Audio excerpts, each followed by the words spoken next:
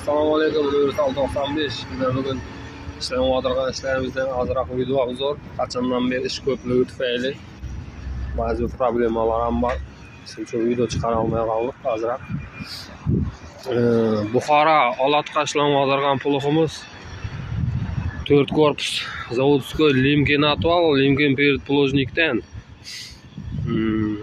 Buxoro Olotqa kraska jarayonlari, gruntovkasi, kraskasi bärisi urilib, xudo xolasa tez arada ertaga uspet etsek, ertaga bo'lmasa indinga ispitaniya jarayonlarini o'tkazib, yerlarni topshiramiz. Predpolojniklar ham bärisi original, o'zining stoykalarida, o'zining limixlarida atvallari bilan bo'ladi. Bärisi elli, mo'yni So'ng Qoraqalpog'iston xo'jaligi Belarus 15-23 ga ishlayotgan pulximiz bitdi. Ertaga xudo xolasa buni ispitaniya jarayonlarini o'tkazib, yerlarni topshiramiz. Yana bir pulx. Bu ham Qoraqalpog'iston xo'jaligi ishlayotgan pulximiz. Bu da bitdi. Ikkivida 4 korpus, birisi 15-23 Belarus, birisi Orionga.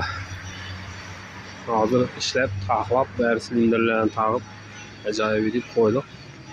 Endi bu yerni yerlarni kutamiz, yerlarga kelsa surib topshirib beramiz. Bu avvalroq bitildi, videosini qo'ydim, ko'pchilik ko'rdi o'zi. Bu Xorazmga gurlanga ishlangan pulximiz. Magnum 89-40 uchun. Bizning yana 2 pulximiz bor. Qoraqalpog'iston Yilliqqal'a tumanina Holland 60-70 uchun. O'zi shlipovkalar tayin krask uriladi bunga.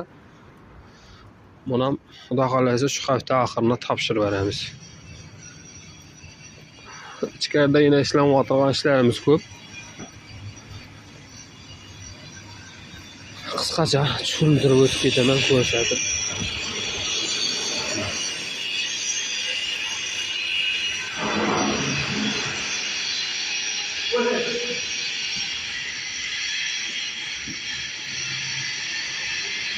Xorazm Toshko'pirga ishlayotgan 5 korpus pulximiz. Bu eldinda yarım atval bo'ladi.